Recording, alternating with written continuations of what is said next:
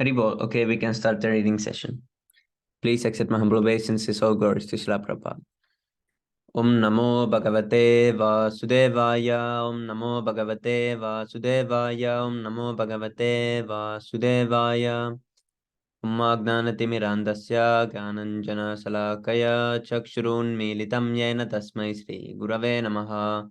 Sri Chaitanya Manobhistam Stapitam Yena Bhutale Swayam Rupa Kadama Yam Dadati Swaparantikam Vandeham Sri Guru Sri Yutapatakamalam Sri Gurun Vaishnavamscha Sri Rupam Sagrijatam Sahaganaraguna Tanvitam Tam Sajivam Sadvaitam Savadutam Parijana Sahitam Krishna Chaitanya Devam Sri Radha Krishna Padan Sahagana Lalita Sri Visakanvitamscha He Krishna Karuna Sindho Dina Bando Jagatpate Kopesha Gopika Kanta Radha Kanta Namostute Tapta Kanchana Gaurangi Radhe Vrindavaneshwari Banu Sute Devi Pranamami Haripriye Vancha Kalpatarupyascha Kripa Sindhupya Evacha Patitanam Pavanebhyo Vaishnavebhyo Namo Namaha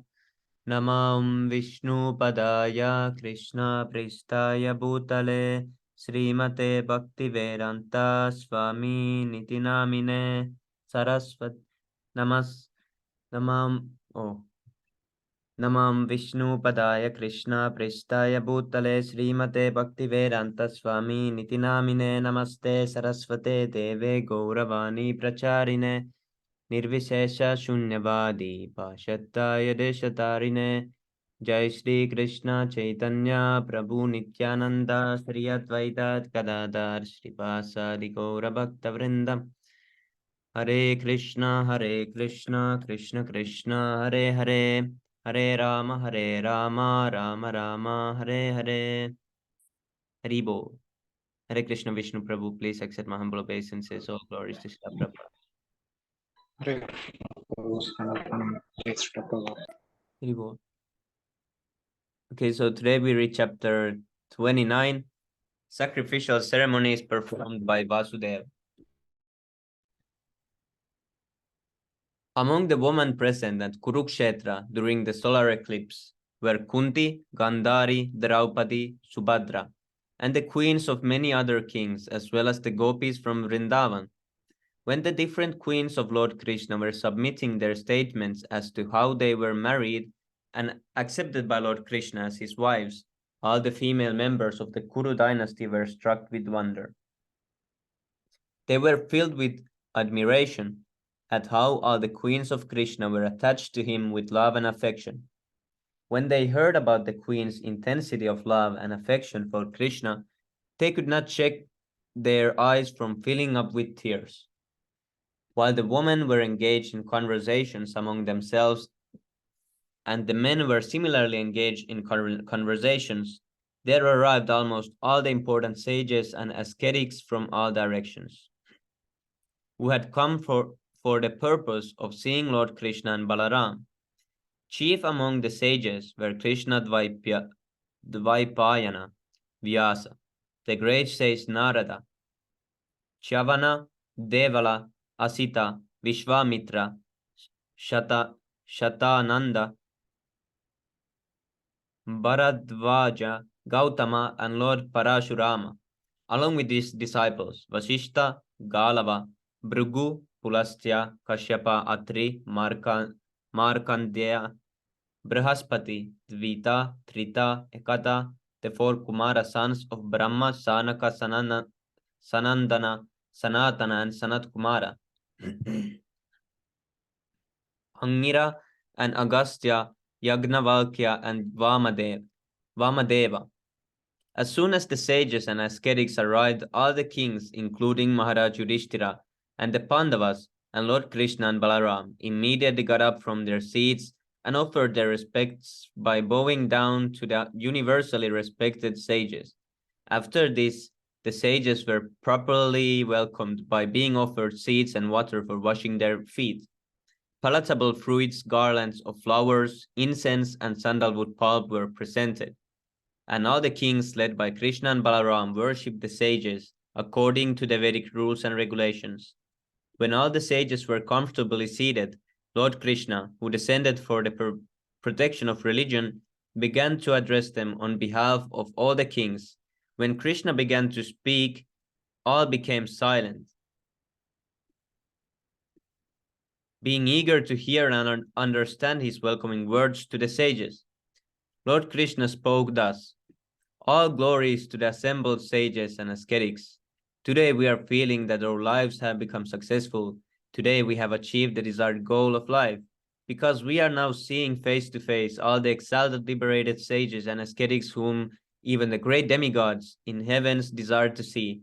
Persons who are neophytes in devotional service and who simply offer their respectful obeisances to the deity in the temple, but cannot realize that Lord is situated in everyone's heart, and those who simply worship different demigods for fulfillment of their own lusty desires are unable to understand the importance of these sages. They cannot take advantage of receiving these sages by seeing them with their eyes, by touching their lotus feet, by inquiring about their welfare, or by delinquently worshipping them. Neophyte devotees or religionists cannot understand the importance of great Mahatmas. They go to the temple as a matter of formality and pay their respectful obeisances unto the deity. When one is promoted to the next platform of trans consciousness, one can understand the importance of Mahatmas and devotees, and in that stage the devotee tries to please them. Therefore, Lord Krishna said that the neophyte cannot understand the importance of great sages, devotees, or ascetics. Krishna continued, One cannot purify himself by traveling to holy places of pilgrimage and taking bath there, or by seeing the deities in the temples. But if one happens to meet a great devotee, a Mahatma, who is representative of the personality of Godhead, one becomes immediately purified. In order to become purified, there is the injunction to worship the fire, the sun, the moon, the earth, the water, the air, the sky, and the mind. By worshipping all the elements and their predominating deities, one can become free from the influence of envy, but all the sins of an envious person can be nullified immediately simply by serving a great soul.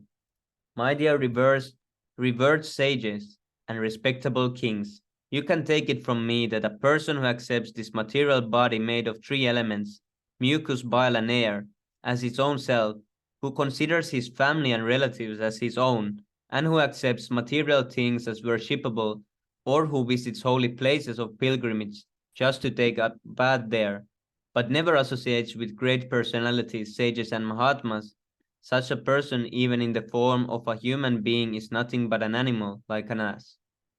When the Supreme Authority, Lord Krishna, was thus speaking with great gravity, all the sages and ascetics remained in dead silence. They became amazed upon hearing him speaking the absolute philosophy of life in such a conscious way. Conscious way. Hare Krishna. Okay, anyone can continue. Haribol. Hare Krishna. Unless one is very much advanced in knowledge, one thinks his body to be his self, his family members to be his kith and kin, and the land of his birth to be worshipable. From this concept of life, the modern ideology of nationalism has sprung up. Lord Krishna condemned such ideas, and he also condemned persons who take the trouble to go to holy places of pilgrimage just to take a bath and come back without taking the opportunity to associate with great devotees and Mahatmas living there. Such persons are compared to the most foolish animal, the ass. All those who heard considered the speech of Lord Krishna for some time, and they concluded that Lord Krishna was actually the supreme personality of Godhead, playing the role of an ordinary human being who is forced to take a certain type of body as a result of the reactions of his past deeds. He was assuming this pastime as an ordinary human simply to teach the people in general how they should live for perfection of the human mission. Having concluded that Krishna was the supreme personality of Godhead, the sages began to address him thus: Dear Lord, we, the leaders of human society, are supposed to possess the proper philosophy of life, and yet we are becoming bewildered by the spell of your external energy. We are surprised to see your behavior. which is just like that of an ordinary human being, and which conceals your real identity as the Supreme Personality of Godhead. And we therefore consider your pastimes to be all wonderful. Our dear Lord, by your own energy, you are creating, maintaining, and narrating the whole cosmic manifestation of different names and forms, in the same way as the earth creates many forms of stone, trees, and other. Can you scroll down to trees and other varieties of names and forms, and yet remain the same. Although you are creating varieties of manifestation through your energy, you are unaffected by all those actions. Our dear Lord, we remain simply stunned by seeing your wonderful actions. Although you are transcendental to this entire material creation and are the Supreme Lord and the Super Soul of all living entities, you nevertheless appear on this earth by your internal potency to protect your devotees and destroy the miscreants. By such appearance, you re-establish the principles of eternal religion, which the human society forgets by long association with the material energy. Our dear Lord, you are the creator of the social order and spiritual statuses of the human society according to quality and work. And when these orders are misguided by unscrupulous persons, you appear and set them right. Dear Lord, the Vedic knowledge is the representation of your pure heart. Austerities, study of the Vedas, and meditative trance lead to different realization of yourself in your manifested and non-manifested aspects. The entire phenomenal world is a manifestation of your impersonal energy, but you, yourself, as the original personality of Godhead, are non-manifested there. You are the supreme soul, the supreme Brahman. Persons who are situated in Brahmanical culture, therefore, can understand the truth about your transcendental form. Thus, you always hold the Brahmanas in respect, and thus you are considered to be the topmost of all followers of Brahmanical culture. You are therefore known as Brahmanya Deva, our dear Lord. You are the last word in good fortune and the last resort of all saintly persons. Therefore, we all consider that we have achieved the perfection of our life, education, austerity, and acquisition of transcendental knowledge by meeting you. Actually, you are the ultimate goal of all transcendental achievements. Our dear Lord, there is no end to your unlimited knowledge. Your form is transcendental, eternally existing in full bliss and knowledge. You are the Supreme Personality of Godhead, the Supreme Brahman, the Supreme Soul, being covered by the spell of your internal potency, Yogamaya. You are now temporarily concealing your unlimited potencies, but still we can understand your exalted position, and therefore all of us offer you our respectful obeisances. Dear Lord, you are enjoying your pastimes in the role of a human being, concealing your real character of transcendental opulence. Therefore, all the kings who are present here, even the members of the Yadu dynasty, who are constantly mingling with you, eating with you, and sitting with you, cannot understand that you are the original cause of all causes, the soul of everyone, the original cause of all creation. When a person dreams at night, hallucinatory figures created by the dream are accepted as real, and the imaginary dream body is accepted as one's real body. For the time being, one forgets that besides the body created in hallucination, there is another real body in his awakened state. Similarly, in the awakened state also, the bewildered conditioned soul considers its enjoyment to be real happiness. By the process of enjoyment of the senses of the material body, the spirit soul is covered, and his consciousness becomes materially contaminated. It is due to material consciousness that one cannot understand the Supreme Personality of Godhead, Krishna. All great mystic yogis endeavor to revive their Krishna consciousness by mature practice of the yoga system and thus understand your lotus feet and meditate upon your transcendental form. In this way, the accumulated result of sinful activities is counteracted. It is said that the water of the Ganges can vanquish volumes of a person's sinful actions, but the Ganges water is glorious only due to your lotus feet. The Ganges water is flowing as perspiration from the lotus feet of your Lordship, and we are all so fortunate that today we have been able to directly see your lotus feet. Dear Lord, we are all surrendered souls, devotees of your Lordship. Therefore, please be kind and bestow your causeless mercy upon us. We know well that persons who have become liberated by constant engagement in your devotional service are no longer contaminated by the material modes of nature. Thus, they have become eligible to be promoted to the kingdom of God in the spiritual world. Hare Krishna.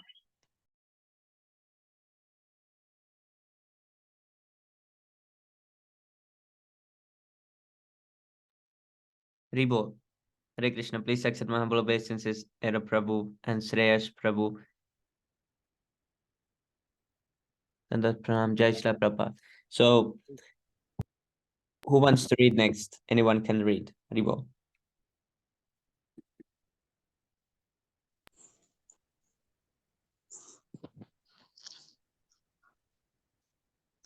I'm not now reading. I'm like in 5 minutes. I'm at my apartment. It's better to Okay, read Prabhu. there. Okay, I can read for 5 minutes also. Haribo. After first offering prayers to Lord Krishna, the assembled sages wanted to take permission from King Dhritarashtra and King Yudhishthira and then depart for their respective ashramas. At that time, however, Vasudeva, the father of Lord Krishna and the most celebrated of all pious men, approached the sages and with great humility offered his respects by falling down at their feet. Vasudeva said, "My dear great sages, you are more respected than the demigods. I therefore offer my respectful obeisances unto you. I wish that you will accept my one request if you so desire. I shall consider it a great blessing if you kindly explain the supreme fruitive activity by which one can counteract the reactions of all other activities." The great sage Narada was the leader of all the sages present there. Therefore he began to speak. "My dear sages," he said, "it is not very difficult to understand that because of his great goodness and simplicity, Vasudeva, who has become the father of the personality of Godhead by accepting Krishna as his son, is inclined to ask us about his welfare. It is said that familiarity breeds contempt. As such, Vasudeva, having Krishna as his son, does not regard Krishna with awe and veneration. Sometimes it is seen that persons who are living on the bank of the Ganga do not consider the Ganga to be very important, and they go far away in order to take their baths at the place of pilgrimage. Being that Lord Krishna, whose knowledge is never second in any circumstances, is personally present, there is no need of Vasudeva's asking us for instruction. Lord Krishna is not affected by the process of creation, maintenance, and annihilation. His knowledge is never influenced by any agency beyond himself. He is not agitated by the interaction of the material qualities, which changes things in the modes of time. His transcendental form is full of knowledge, which never becomes agitated by ignorance, pride, attachment, envy, or sense enjoyment. His knowledge is never subjected to the laws of karma regarding pious or impious activities, nor is it influenced by the three modes of material energy. No one is greater than or equal to him, because he is the supreme authority, the personality of Godhead. The ordinary conditioned human being may think the conditioned soul, who is covered by his materialistic senses, mind, and intelligence, to be equal to Krishna. But Lord Krishna is just like the sun, which, although it sometimes may appear to be so, is never covered by the clouds, snow, or fog, or by other planets. When the eyes of less intelligent men are covered by such influences, they think the sun to be invisible. Similarly, persons influenced by the senses and addicted to material enjoyment cannot have a clear vision of the Supreme Personality of Godhead. The sages present then began to address Vasudeva in the presence of Lord Krishna, Balaram, and many other kings, and as requested by him, they gave their instructions. To counteract the reaction of karma or desires impelling one to fruitive activities, one must execute the prescribed sacrifices which are meant for worshipping Lord Vishnu with faith and devotion. Lord Vishnu is the beneficiary of the results of all sacrificial performances. Great personalities and sages who are sufficiently experienced to possess vision of the three phases of the time element, namely past, present, and future, and those who are able to see everything clearly through the eyes of revealed scriptures, have unanimously recommended that to purify the dust of material contamination accumulated in the heart and to clear the path of liberation and thereby achieve transcendental bliss, one must please Lord Vishnu. For everyone in the different social orders, Brahmana, Kshatriya, and Vaishya, who are living as householders, this worship of the Supreme Person of Godhead, Lord Vishnu, who is known as Purushottama, the original person, is recommended, as the only auspicious path. All conditioned souls within this material world have deep-rooted desires to lord it over the resources of material nature. Everyone wants to accumulate riches, everyone wants to enjoy life to the greatest extent, everyone wants a wife, home, and children, and everyone wants to become happy in this world and be elevated to the heavenly planets in the next life. But these desires are the cause of one's material bondage. Therefore, to get liberation from this bondage, one has to sacrifice his honestly earned riches for the satisfaction of Lord Vishnu. The only process to counteract all sorts of material desire is to engage oneself in the devotional service of Lord Vishnu. In this way, a self-controlled person, even while remaining in a householder life, should give up the three kinds of material desires, namely desire for the acquisition of material opulences, the enjoyment of wife and children, and elevation to higher planets. Eventually, he may give up householder life and accept the renounced order of life, engaging himself completely in the devotional service of the Lord. Hare Krishna. Okay, anyone can continue. Haribo. Everyone, even if born in a higher status of life, as Brahmana, Kshatriya, or Vaishya, is certainly in debt to the demigods, to the sages, to the forefathers, to living entities, and so on. And in order to liquidate all these debts, one has to perform sacrifices, study the Vedic literature, and generate children in religious householder life. If somehow one accepts the renounced order of life without fulfilling this debt, certainly he falls down from his position. Today you have already liquidated your debts to your forefathers and the sages. Now by performing sacrifices, you can free yourself from indebtedness to the demigods and thus take complete shelter of the Supreme Personality of Godhead. My dear Vasudeva, certainly you have already performed many pious activities in your previous lives. Otherwise, how could you be the father of Krishna and Balarama, the Supreme Personality of Godhead? Saint Vasudeva, after hearing all the sages, offered his respectful obeisances unto their lotus feet. In this way, he pleased the sages, and then he elected for them to perform the yagyas. When the sages were elected as priests of the sacrifices, they also in their turn induced Vasudeva to collect the required paraphernalia for executing the yagyas in that place of pilgrimage. Thus Vasudeva was persuaded to start to perform the yagyas, and all the members of the Yadu dynasty took their baths, dressed themselves very nicely and decorated themselves beautifully and garlanded themselves with lotus flowers. Vasudeva's wives, dressed with nice garments and ornaments and golden necklaces, approached the arena of sacrifice, carrying in their hands the required articles to offer in the sacrifice. When everything was complete, there was heard the vibration of mridangas, conchs, kettle drums, and other musical instruments. Professional dancers, both male and female, began to dance. The Sutas and Magadas, who were professional singers, began to offer prayers by singing. The Gandharvas and their wives, whose voices were very sweet, began to sing many auspicious songs.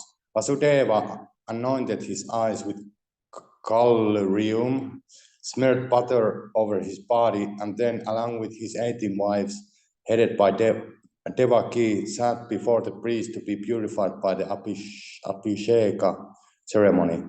All such ceremonies were observed strictly according to the principles of scriptures, as was done formerly in the case of the moon with the stars.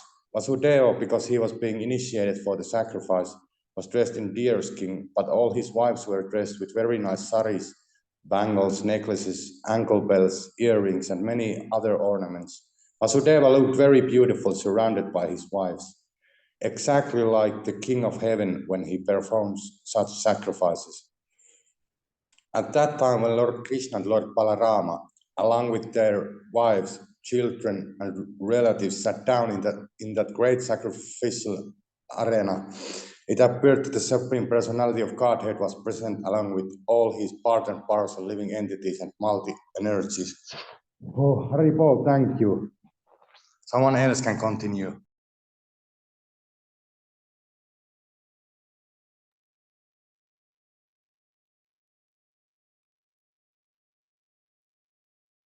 Very well. Thank you, Prabhu. Okay, who wants to continue? I think Shreyash Prabhu has raised his hand.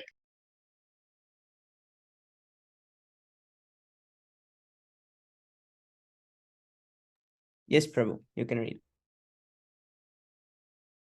Hare Krishna, Jai Shri Krishna Chaitanya Prabhu Nityananda Shri Advaita Gadadhara Srivas Gaura Bhakta Vrinda. We have heard from the sutras and the Lord Krishna have the multi energies and the part and the parcels, but now that in that sacrificial area, all could be actually experience how the supreme personality of the Godhead extremely exists along with his the different energies. At that time, Lord Krishna appeared as the Lord Narayana and the Lord Balram as the Sri Krishna and the reserve of the all living entities. Vasudeva satisfied Lord Vishnu by performing different kinds of sacrifices such as Jyotishtama, Darshana, and Purnamasa. Some of the yajnas are called Prakna and some of them are known as Suryavata and Vikrata. Thereafter, the other sacrifices known as Agnihorat were also performed and the prescribed articles were offered in the proper way. In that way, Lord Krishna became pleased.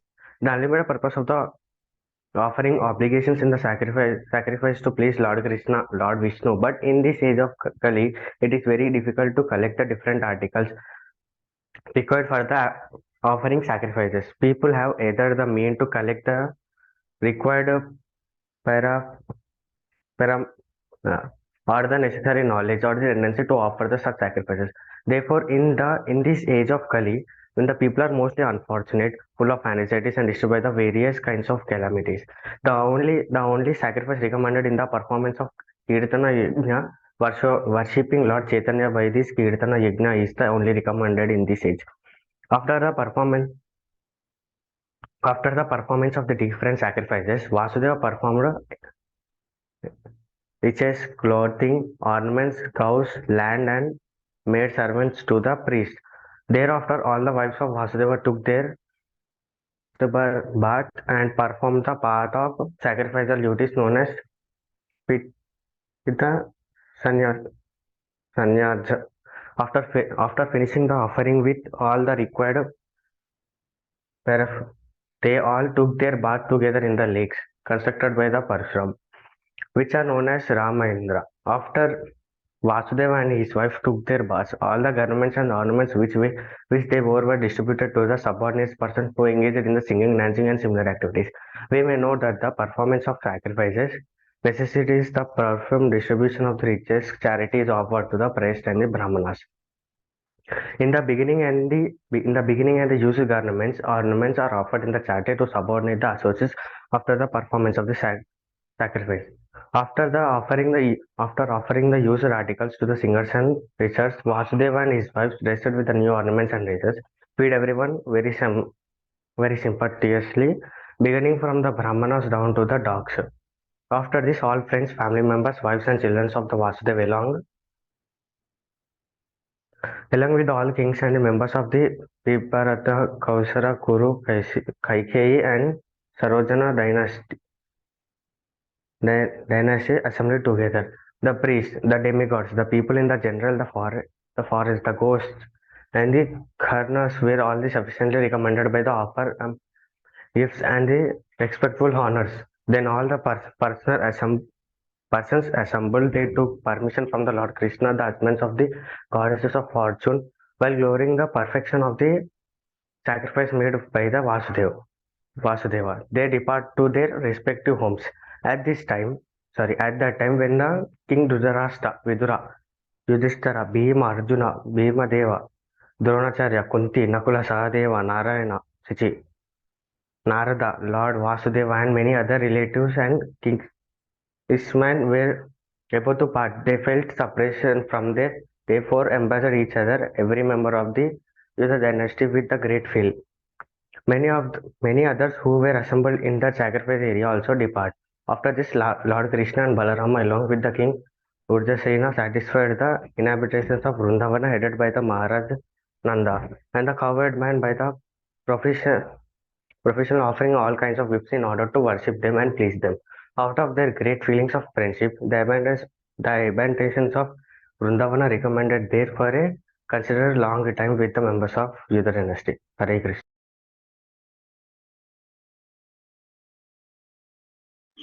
Hare Krishna.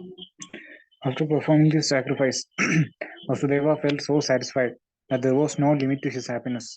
All the members of his family were with him, and in their presence, he caught hold of the hands of Nanda Maharaj and addressed him thus: "My dear brother, the Supreme Personality of Godhead has created a great tie of bondage, which is known as the bondage of love and affection. I think it is very difficult job for even the great sages and saintly persons to cut such a tie of love. My dear brother, you have exhibited feelings of love for me, which I was not able to return. I think, therefore, that I am ungrateful. You have behaved exactly as is characteristic of saintly persons, but I shall never be able to repay you. I have no means to repay you for your friendly dealings. Nevertheless, I am confident that our tie of love will never break. Our relationship of friendship must ever continue, in spite of my inability to repay you. I hope you will excuse me for this inability.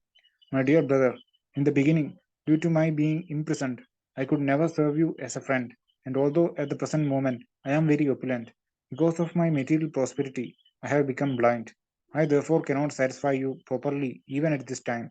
My dear brother, you are so nice and gentle that you offer all respect to others, but you don't care for any respect for yourself. A person seeking for auspicious progress in life must not possess too much material opulence with which to become blind and puffed up, but he should take care of his friends and relatives. Hare Krishna.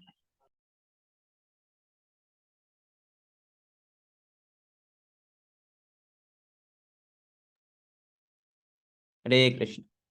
When Vasudeva was speaking to Nanda Maharaj in this way, he was influenced by a great feeling for the friendship of Nanda Maharaj and the beneficial activities executed by King Nanda on his behalf. As such, his eyes filled with tears, and he began to cry. Desiring to please his friend Vasudeva and being affectionately bound with love for Lord Krishna and Balaram, Nanda Maharaj passed 3 months in their association. At the end of his time, all the members of Yadu dynasty tried to please the inhabitants of Vrindavan to their heart's content. The members of the Yadu dynasty tried to satisfy Nanda Maharaj and his associates by offering them clothing, ornaments, and many other valuable articles, and they all became fully satisfied. Vasudeva, Ugrasena, Lord Krishna, Lord Balaram, Uddhava, and all other members of the Yadu dynasty presented their individual gifts to Nanda Maharaj and his associates. After Nanda Maharaj received these farewell presentations, he, along with his associates, started to Vrajabhumi, Vrindavan. The minds of the inhabitants of Vrindavan remained, however, with Krishna and Balaram, and therefore all of them started for Vrindavan without their minds. When the members of the Vrishni family saw all their friends and visitors departing, they observed that the rainy season was approaching, and thus they decided to return to Dwaraka. They were fully satisfied, for they regarded Krishna as everything. When they returned to Dwaraka, they began with great satisfaction to describe the sacrifice performed by Vasudeva. Their meeting with various friends and well-wishers and various other incidences which occurred during their travels in the places of pilgrimage. Thus ends the Bhaktivedanta purport of the second volume, 29th chapter of Krishna, sacrificial ceremonies performed by Vasudeva. Haribo.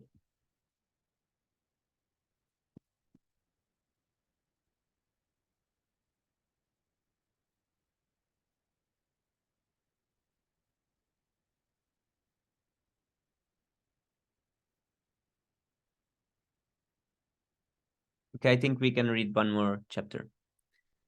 Chapter 30. Spiritual instruction for Vasudeva and return of the 6 dead sons of Devaki by Lord Krishna. It is a Vedic custom that the junior members of the family should offer respects to the elderly persons every morning. The children or the disciples especially should offer their respects to the parents or the spiritual master in the morning. In persons of this Vedic principle, Lord Krishna and Balaram used to offer their obeisances to their father, Vasudeva, along with his wives. One day after having returned from the sacrificial performances at Kurukshetra, when Lord Krishna and Balaram went to offer their respects to Vasudeva, Vasudeva took the opportunity of appreciating their exalted position of his two sons. Vasudeva had the opportunity to understand the position of Krishna and Balaram from the great sages who had assembled in the arena of the sacrifice. He not only heard from the sages, but on many occasions he actually experienced that Krishna and Balaram were not ordinary human beings, but were very extraordinary. Thus he believed the words of the sages that his sons, Krishna and Balaram, were the Supreme Personality of Godhead. With firm faith in his sons, he addressed them thus: My dear Krishna, you are the Satchidananda Vigraha, Supreme Personality of Godhead, and my dear Balaram, you are Sankarshana, the master of all mystic powers. I have now understood that you are eternal. Both of you are transcendental to this material manifestation and to its cause, the Supreme Person, Mahavishnu. You are the original controller of all. You are the rest of this cosmic manifestation. You are its creator, and you are also its creative ingredients. You are the master of this cosmic manifestation, and actually this manifestation is created for your pastimes only.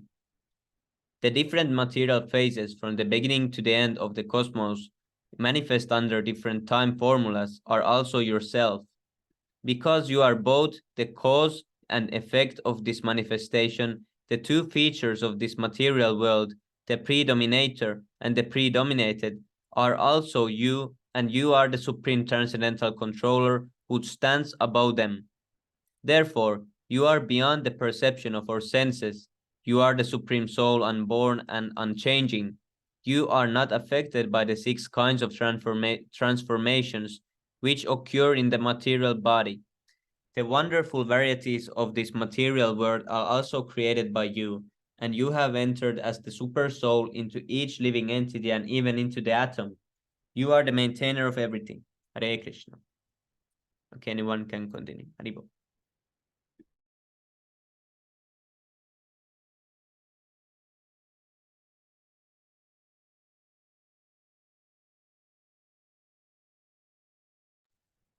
The vital force. Sorry, did someone else? No, bro, you can't. Okay. The vital force, which is acting as the life principle in everything, and the creative force derived from it are not acting independently, but are dependent upon you, the supreme person behind these forces. Without you, your will, they cannot work. Material energy has no cognizance. It cannot act independently without being agitated by you. Because the material nature is dependent upon you, the living entities can only attempt to act, but without your sanction and will, they cannot perform anything or achieve the result they desire. The original energy is only an emanation from you, my dear Lord. The shining of the moon, the heat of the fire, the rays of the sun, the glittering of the stars, and the electric lightning, which is manifested as very powerful, as well as the gravity of the mountains, the energy of the earth, and the quality of its flavor are all different manifestations of you. The pure taste of water and the vital force which maintains all life are also features of your lordship. The water and its taste are also yourself. My dear Lord, although the forces of the senses, mental power of thinking, willing and feeling, and the strength, movement, and growth of the body appear to be performed by different movements of the airs within the body, they are all ultimately manifestations of your energy. The vast expanse of outer space rests in yourself. The vibration of the sky, its thunder, the supreme sound Omkara, and the arrangement of different words to distinguish one thing from the other are symbolic representations of yourself. Everything is yourself. The senses, the controllers of the senses, the demigods, and the acquisition of knowledge, which is the purpose of the senses, as well as the subject matter of knowledge, all are yourself. The resolution of intelligence and the sharp memory of the living entity are also yourself. You are the egotistic principle in ignorance, which is the cause of this material world, the egotistic principle of passion, which is the cause of the senses, and the egotistic principle of goodness, which is the origin or the different controlling deities of this material world. The illusory energy or Maya, which is the cause of the conditioned soul's perpetual transmigration from one form to another, is yourself. My dear Supreme Personality of Godhead, you are the original cause of all causes, exactly as the earth is the original cause of different kinds of trees, plants, and similar varieties of manifestation. As the earth is represented in everything, so you are present throughout this material manifestation as super soul. You are the supreme cause of all causes, the eternal principle.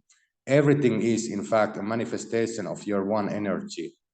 The three qualities of material nature, sattva, rajas, and tamas, and the result of their interaction are linked up with you by your agency of yoga maya. They are supposed to be independent, but actually the total material energy is resting upon you, the super soul. Since you are the supreme cause of everything, the interactions of material manifestation, birth, existence, growth, transformation, deterioration, and annihilation are all absent in yourself. Your supreme energy, Yoga Maya, is acting in variegated manifestations, but because Yoga Maya is your energy, you are therefore present in everything. In the Bhagavad Gita, this fact is very nicely explained in the 9th chapter, wherein the Lord says, "In my impersonal form, I am spread all over the material energy. Everything is resting in me, but I am not there." This very statement is also given by Vasudeva. To say he is not present everywhere means that he is aloof from everything, although his energy is acting everywhere. This can be understood by a crude example. In a big establishment, the energy or the organization of the supreme boss is working in every nook and corner of the business, but that doesn't mean that the original proprietor is present there. Although in every department and every atmosphere, the presence of the proprietor is felt by the worker. The physical presence of the proprietor in every department is formality only. Actually, his energy is working everywhere. Similarly, the omnipresence of the Supreme Personality of Godhead is felt in the action of his energies. Therefore, the philosophy of inconceivable simultaneous oneness with and difference from the Supreme Lord is confirmed everywhere. The Lord is one, but his energies are diverse. Vasudeva said, "This material world is like a great flowing river, and its waves are the three material modes of nature, goodness, passion, and ignorance. This material body, as well as the senses, the faculties of thinking, feeling, and willing, and the stages of distress, happiness, attachment, and lust, are all different products of these three qualities of nature. The foolish person who cannot realize your transcendental identity above all this material reaction continues to remain in the entanglement of fruitive activity and is subjected to the continuous process of birth and death without a chance of being freed." Haribol, someone else can continue. This is also confirmed in a different way by the Lord in the 4th chapter of Bhagavad Gita. There it is said that anyone who knows the appearance and activities of the Supreme Lord Krishna becomes freed from the clutches of material nature and goes back home back to order. Therefore, Krishna's transcendental name, form, activities, and qualities are not products of material nature. My dear Lord, Vasudeva continued, despite all these deficits of the conditioned soul, if someone somehow or other comes in contact with the devotional service, he achieves this civilized human form of body with developed consciousness, and thereby becomes capable of executing further progress in the devotional service. And yet, illusioned by the external energy, people generally do not utilize this advantage of human form of life, and thus they miss the chance of eternal freedom, and unnecessarily spoil the progress they have made after thousands of births. In the bodily concept of life, one is attached to the offspring of the body due to false sake of ego egotism, and everyone is in the conditioned life is entrapped by the false relationship and false affection. The whole world is moving in this false impression of material bondage. I know that neither of you are my sons. You are the original chief and the progenitor. The personality of God is known as Pradhana and Purusa.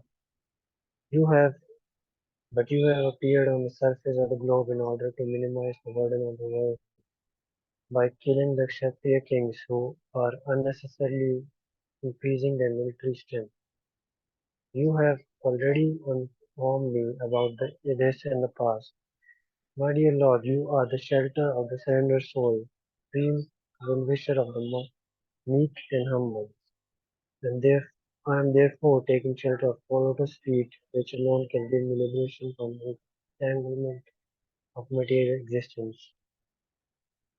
For a long time I have simply considered this body to be myself, and although you are the Supreme Personality of God, I considered you to be my son.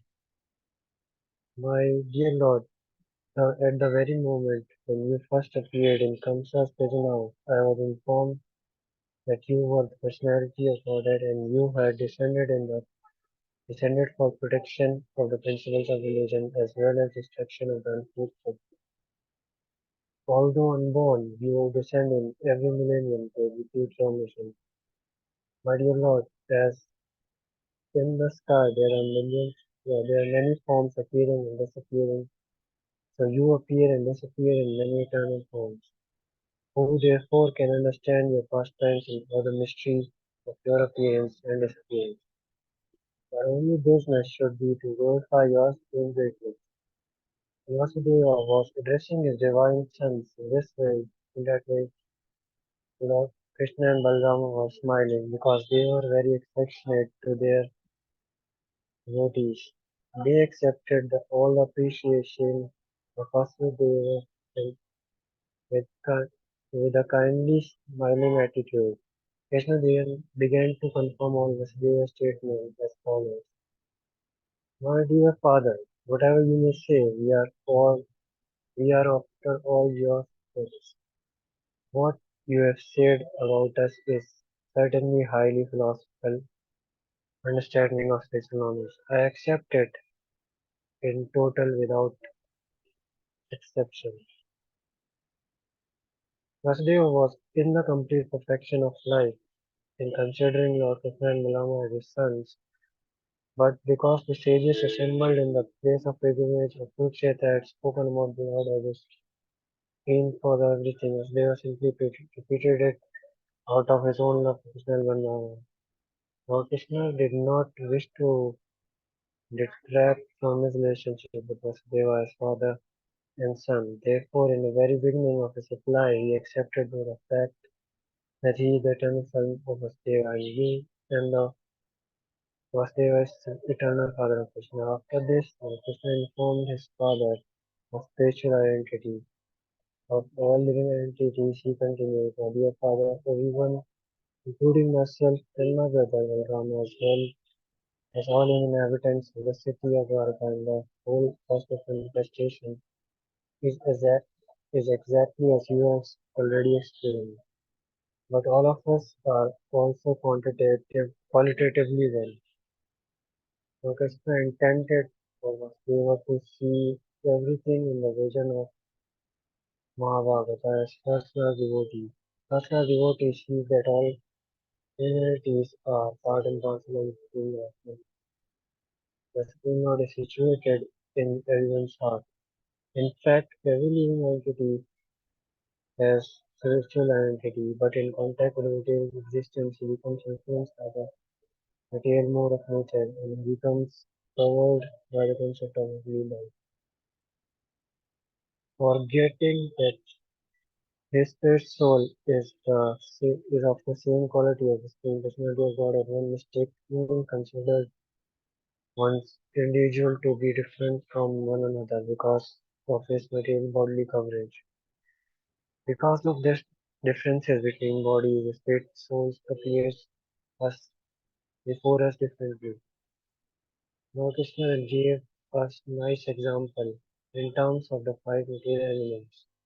The total material elements, namely the sky, the air, the fire, and the water and the earth, are present in everything in the material world. Whether in earthen pot or in a mountain or in a tree or in an earring, the five elements are present in everything in different proportions and quantities. A mountain is a gigantic form of the combination of these five elements, and a small onion pot is the same element but in a smaller quantity. Therefore, all material items, although in different shapes and different quantities, are of same ingredients. Similarly, the living entities beginning from the Krsna, including Vishnu Tattva and millions of other Vishnu forms, and then the living entities in different forms, beginning from the Dhamma down to the small ant, are all the same qualities in spirit. Some are great in quantity and some are small, but qualitatively they are the same nature. It is therefore confirmed in the Upanishad that the Supreme Lord is chief amongst all entities and he maintains them and supplies them with all necessities of life. Anyone who knows this philosophy is in perfect knowledge. The Vedic version of Tat Om thou art the same, does not mean that everyone is God, but everyone is qualitatively of the same nature as that of God. After hearing the speech, the entire philosophy of his life in an abbreviated summation, Vasudeva was exceedingly pleased with his son, and being thus elated, he could not speak, but remained silent. In the meantime, Devaki, the mother of Lord Krishna, sat by the side of her husband. Previously she had heard that Lord Krishna and Balaram were so kind upon their teacher that they brought him back the teacher's dead sons from the clutches of spring abundance of that Yamaraja. Since she heard that incident, she had also been thinking of her own sons who were killed by Kamsa, and while remembering them, she became overwhelmed with grief. In compassion for her dead son, she began to appeal to Lord Krishna and Balaram thus: My dear Balaram, your very name suggests you give all pleasures and all strength to everyone. Your unlimited potency is beyond the reach of our minds and words. And my dear Krishna, you are the master of all mystic yogis. And I also know that you are master of all Prajapatis like Brahma and his assistants. You are the original personality of Narayana. I also know for certain that you have descended to annihilate all kinds of miscreants who have been misled in course of time. They have lost the control of their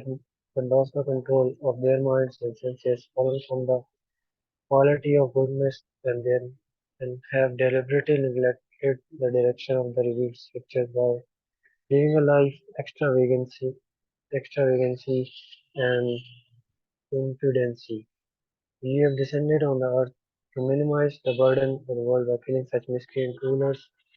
Hare Krishna, I know that Mahavishnu who is lying on the casual ocean of the cosmic manifestation and who is the source of whole creation is simply an expansion of pure primary ocean. Patient maintenance and annihilation of this cosmic manifestation are being effected only by your plenary portion. I am therefore taking shelter of you without any reservation. I have heard that when you wanted to reward your teachers in deeply Muni, he asked you to bring back his dead son. You and Malrama immediately brought him, brought him back from the custody of Miyada, although he had been dead for a very long time. By this act, I understand you are you to be the supreme master of all mystic theories, and I am therefore asking to you to fulfill my desires in the same way. In other words, I am asking you to bring back all my sons who were killed by cancer. Upon your bringing them back, my heart will be content, and it will be a pure pleasure for me to just see them once. After hearing this, after hearing their mother speak in this way, Lord Balrama and Krishna immediately called for his assistance of pure mind, started for the lower planetary systems known as Sutya. Formerly in this incarnation of Vamana, the Supreme Personality of Godhead was satisfied by the king of demons, Bali Maharaj, who donated him everything he had. Bali Maharaj was then given the whole Sutla for his residence and kingdom. Now, when this great devotee Maharaj saw that Bhagwan Rama Krishna came to his planet, he immediately merged in the ocean of happiness. As soon as he saw Lord Krishna Balram in his presence, and he and all his family members stood upon from their seats and bowed down at the lotus feet of God. Raja offered Lord Krishna and Balram the best seat he had in his possession. When both lords were seated comfortably, he began to wash the lotus feet, and he sprinkled them with water on his head and on the heads of his family members. The water used to wash the lotus feet of Krishna can purify even the greatest of demigods. After this, Yajurveda brought valuable garments, ornaments, sandalwood, pearl, betel nuts, lamps, and various vegetarian foodstuffs. And along with his family members, he worshipped the Lord according to regulative principles and offered his riches and bodies onto the lotus feet of God. Kimberly was feeling such a transcendental pleasure that he repeatedly grabbed the lotus feet of Lord and kept him on his chest, and sometimes he put he put them on the top of his head, and this way he was feeling transcendental bliss. Tears of love, affection began to flow down from his eyes, and all his cares stood on end, and he began to offer the prayers to the Lord in a voice which choked up intermittently.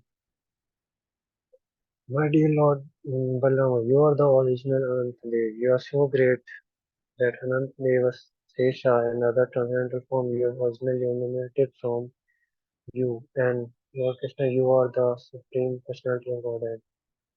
You are your eternal form is all blissful and all full of complete knowledge. You are the creator of the whole world. You are the original initiator of the founder of the systems of Jnana Yoga and Bhakti Yoga. You are the supreme Brahman and the original supreme personality of Godhead. I therefore, with all respect, offer my wishes on both of you. My dear Lord, it is very difficult for living entities to get to see you. Yet when you are merciful upon the devotees, it becomes very easy for them to see me. As such, only out of your causeless mercy here, you you agreed to come here and be visible to us, who are generally influenced by the qualities of ignorance and passion. Lord, dear Lord, we belong to that church or the demon category. The demons or the demonic persons, the Gandharvas, the Siddhas, the Vidyadhara's, the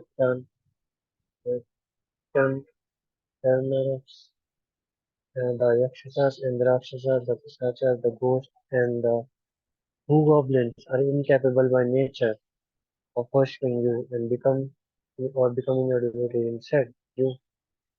Instead of becoming your devotee, they become simply impediments on the path of devotion. But opposed to them, you are the Supreme Personality of Godhead, gentling all the Vedas, situated in the mode of uncontaminated goodness.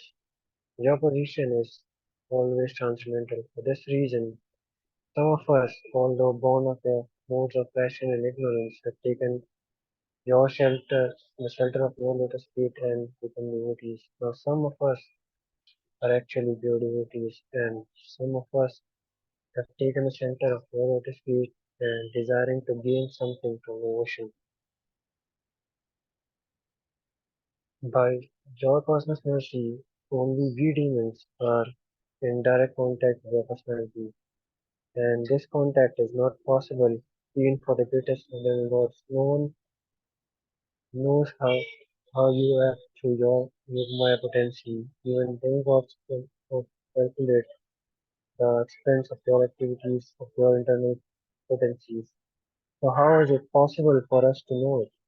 I therefore place my humble face before you.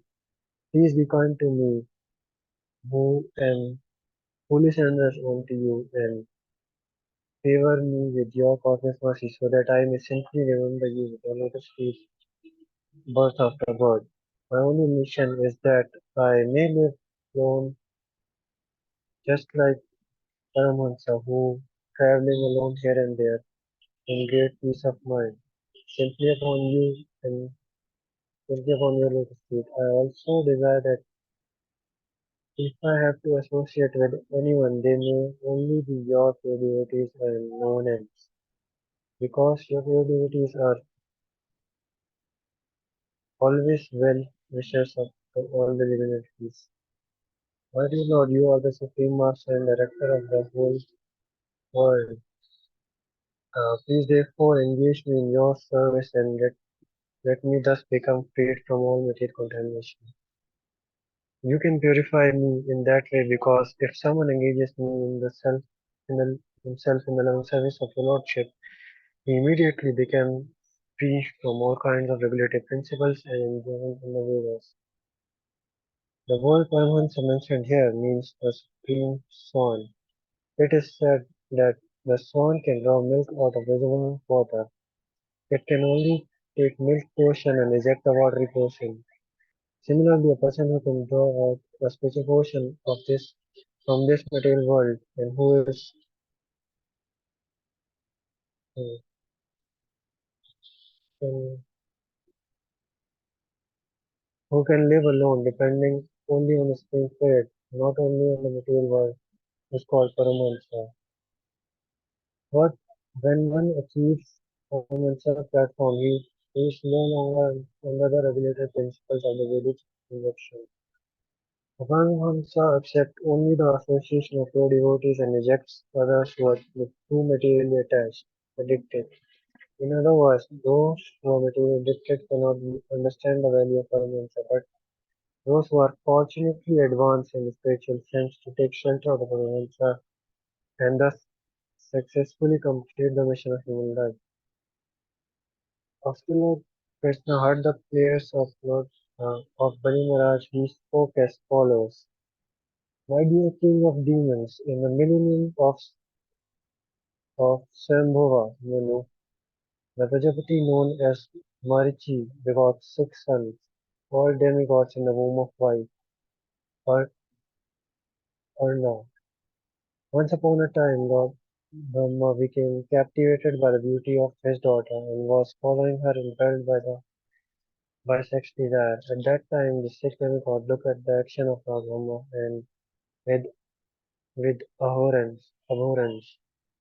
This criticism of Brahma's action by the demigods constituted a great offense on their part, and for this reason they were condemned to take birth as sons of demons of Hiranyakashipu.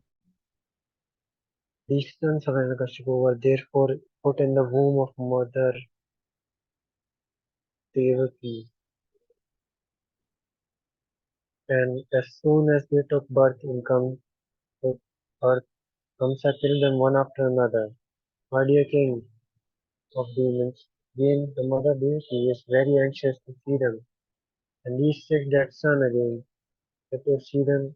So she bears six dead sons again, and she is very much aggravated on the account of her early death at the hand of Kamsa, and now that all of them are living with you. I have decided to take them with me in order to pacify my mother Devi. After seeing my mother, all these six conditioned souls will be liberated, and thus in great pleasure they will be transferred to their original planet. The names of these six conditioned souls are as follows. Uh, Smara Sa- Samara Uddita Parishvanga Patanga Shudarvi Sudravrit and Grini.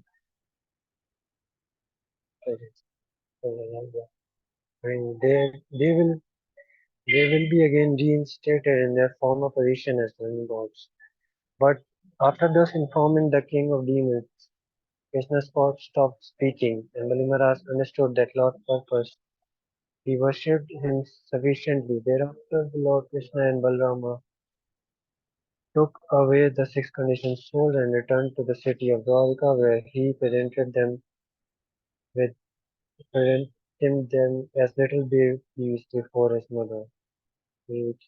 Mother Devaki became overwhelmed with joy and was so ecstatic in motherly feeling that immediately milk began to flow from her breast, and she fed the babies with great satisfaction. She began to take them on her lap again and again, smiling their heads and thinking, "He has gotten my lost children back." For, for the time being, she became overpowered with the energy of Vishnu. In great motherly affection, she began to enjoy the company of her lost children. The milk from the breast of Devaki was transcendental nectar because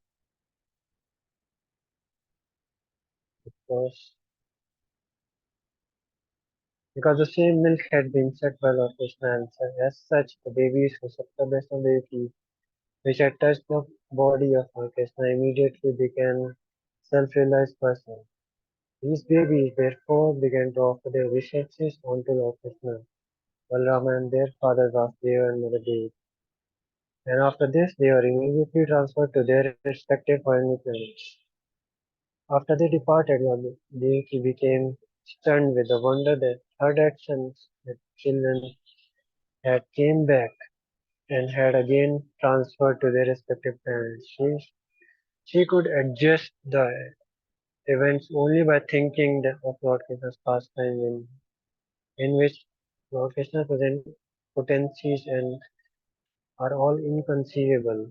Anything wonderful that can be performed without accepting the inconceivable unlimited potency of Lord, one cannot understand Lord Krishna as the Supreme Soul. By his unlimited potencies, he performed unlimited pastimes also, no one can describe them in full, or nor can anyone know them all. Buddha Goswami, speaking Srimad Bhagavatam before the sages of Nagasaranya, headed by Shaunaka Rishi, gave his verdict in this connection as follows. O great sages, please understand that the transcendental pastimes of Lord Krishna are all eternal. They are not ordinary narrations of historical incidences. As such, the narrations are identical with the Supreme Personality of God and Himself. Anyone, therefore, who hears such narrations of the Lord Personal becomes immediately freed from the contamination of material existence, and thus, who are pure devotees, enjoy these narrations as nectar entering into their ears. Such narrations were described by Sukadeva Goswami, the exalted son of Vasudeva, and anyone who hears them, as well as anyone who describes them for hearing of others, becomes Krishna conscious. And it not only and not and it is the only Krishna conscious person who become eligible for going back home, back to Godhead. Thus ends the Bhaktivedanta purport of second volume. 13th chapter of Krishna, the spiritual instructions of Vasudeva and the return of six dead sons of Devaki were out. That's it. Very well. Thank you so much, Prabhu, for reading. Okay, now let's go to 6 Astakam prayers. Cheto darpanam pavamaha davagni nirvapanam shreyah kairava chandrika vitaranam vidyavadu jivanam anandam buddhivardhanam pratipadam purnamritasvadanam sarvatma snapanam param vijayate Sri Krishna Sankirtanam. नाम्नामकारि बहुधा निज सर्वशक्तिस् तत्रार्पिता नियमिता स्मरणेन काला एतादृशी तव कृपा भगवन् ममापि दुर्दैवमिदृशां हाजनिना Ranagati Sunichena Karorati Shanasana Amanina Manabena Vitanya Sadahari.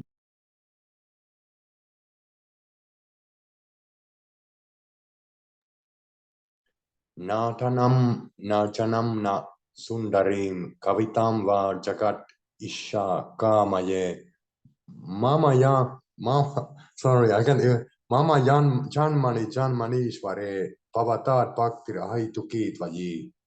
Ribo. Ainandatanuja kinkaram patitamam vishame bhavam budau kripaya tava pada pankaja stitaduli sadrisam vichintaya. नयनं गलादस्रधारया वदनं गद्गदारुधया गिरा पुलकीर्जितं वपुकदा तव नाम गृहणे भविष्यति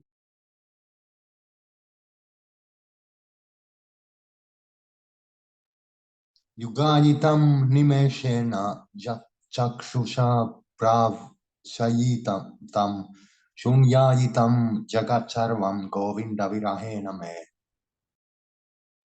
Ashlisya padaratam pinastumam adarshanan marmahatam karotu va yata tata va vidatulam pato matprananatastu saevana paraha.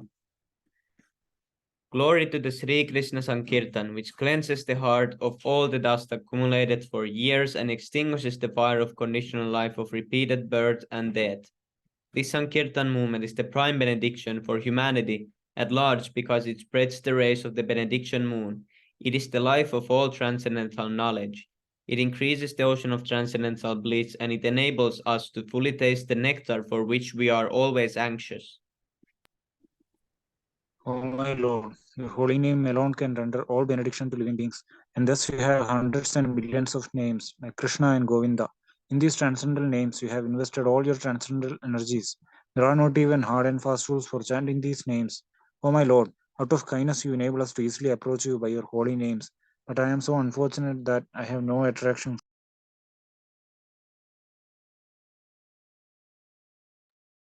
One should chant the holy name of the Lord in a humble state of mind, thinking oneself lower than the straw in the street. One should be more tolerant than a tree, devoid of all sense of false prestige. One should be ready to offer all respect to others. In such a state of mind, one can chant the holy name of the Lord constantly.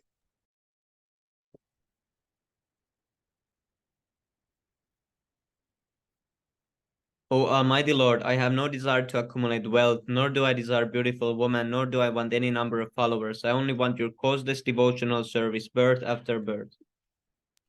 O son of Maharaj Nanda, Krishna, I am your eternal servitor. Yet somehow or other I have fallen into the ocean of birth and death. Please pick me up from this ocean of death and place me as one of the atoms at your Lord's feet. O my Lord, when will my eyes be decorated with tears of love flowing constantly when I chant your holy name? When will my voice choke up and when will the hairs of my body stand on at the recitation of your name? O Govinda, feeling your separation and consulting a moment to be 12 like 12 years of age.